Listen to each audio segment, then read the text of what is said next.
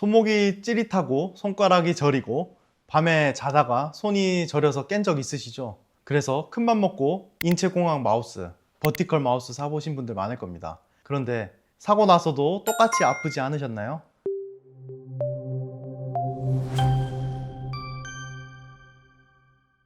안녕하세요. 오늘은 직장인 10명 중에 5명은 의심한다는 손목 터널 증후군에 대해서, 그리고 마우스 바꾸는 게 진짜 답이 되는지에 대해서 솔직하게 말씀드리겠습니다. 손목 터널 증후군의 정식 명칭은 수근관 증후군입니다. 우리 손목 안쪽에는 작은 터널이 있어요. 뼈와 인대로 둘러싸인 좁은 공간인데요. 이 터널 안으로 정중신경이라는 중요한 신경과 여러 개의 힘줄이 지나갑니다. 그런데 어떤 이유로든 이 터널이 좁아지거나 안쪽 조직이 부으면 어떻게 될까요? 정중신경이 눌리게 됩니다. 그래서 나타나는 증상들이 바로 손목 터널 증후군이에요. 대표적인 증상은 이렇습니다. 첫 번째, 엄지와 검지, 중지, 약지 절반의 저림과 감각 이상, 그리고 새끼손가락은 보통 멀쩡합니다. 새끼손가락까지 저리다고 하면 다른 질환을 의심해야 하고요. 두 번째, 밤에 자다가 손이 저려서 깨는 증상. 이게 정말 특징적입니다. 손을 좀 털면 나아져서 다시 잠드는 분들도 많아요.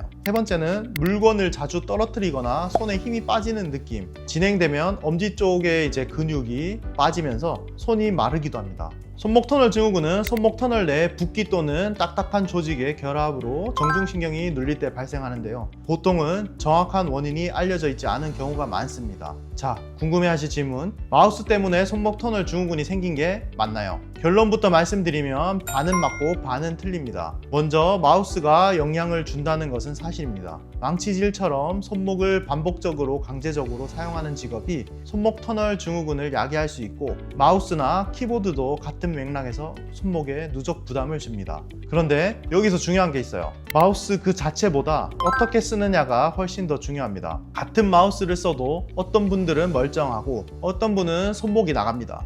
차이가 뭘까요? 바로 자세와 각도이죠. 마우스를 쓸 때 손목이 위로 꺾이거나 아래로 처져 있거나 옆으로 비틀려 있으면 터널 안쪽에 압력이 계속 올라갑니다. 그러면 인체공학 마우스나 버티컬 마우스로 바꾸면 도움이 되느냐? 이미 손목 터널 증후군 진단을 받으셨다면 마우스 바꾸는 것만으로는 잘 안 낫습니다. 마우스 교체는 예방에는 효과가 있어요. 아직 증상이 없거나 가벼운 분들이 더 진행되지 않도록 막아주는 역할을 합니다. 하지만 이미 정중신경이 눌려서 저림과 통증이 생긴 상태라면 마우스 하나 바꾼다고 해결되지가 않습니다. 치료는 단계별로 진행합니다. 1단계, 보존적 치료. 가장 먼저 시도하는 건 손목 부목입니다. 특히 밤에 손을 중립 자세로 고정해주는 손목 부목을 착용하는 것이 종종 도움이 됩니다.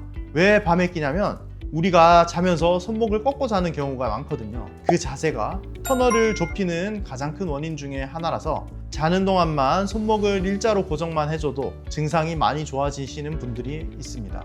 여기에 더해 진통서염제나 손목 휴식, 자세 교정을 병행합니다. 2단계는 주사치료. 보존적 치료로 호전이 없거나 통증이 심한 경우 손목 터널에 스테로이드 주사를 시도합니다. 신경 주변에 염증과 붓기를 가라앉혀서 압력을 줄여주는 방식이에요. 효과가 좋은 분들은 이걸로 오래 잘 지내시고, 효과가 일시적이거나 반복적으로 재발하는 분들은 다음 단계로 갑니다. 세 번째 단계, 수술. 통증이 심하거나 근육이 위축되거나 손에 힘이 빠지는 증상이 진행되면 수술을 고려합니다. 터널을 덮고 있는 인대를 절개해서 신경의 압박을 풀어주는 수술이에요. 여기서 중요한 거 한 가지. 엄지 쪽 근육이 빠지기 시작했다면 보존적 치료로 시간을 끌면 안 됩니다. 신경이 오래 눌리게 되면 회복이 안 될 수가 있어요. 이럴 때 빠르게 수술적 감압을 결정해야 합니다.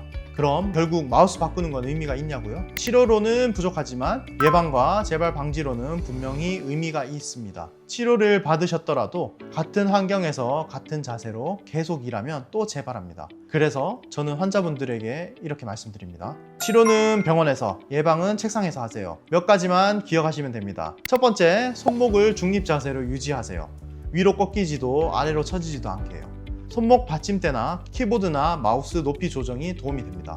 두 번째는 30분에 한 번씩 손목을 풀어주세요. 짧게 스트레칭만 해줘도 누적 부담이 크게 줄어듭니다. 세 번째, 밤에 손이 저려서 깬다면 그건 이미 신호입니다. 마우스만 바꾸지 마시고 진료를 받아보세요.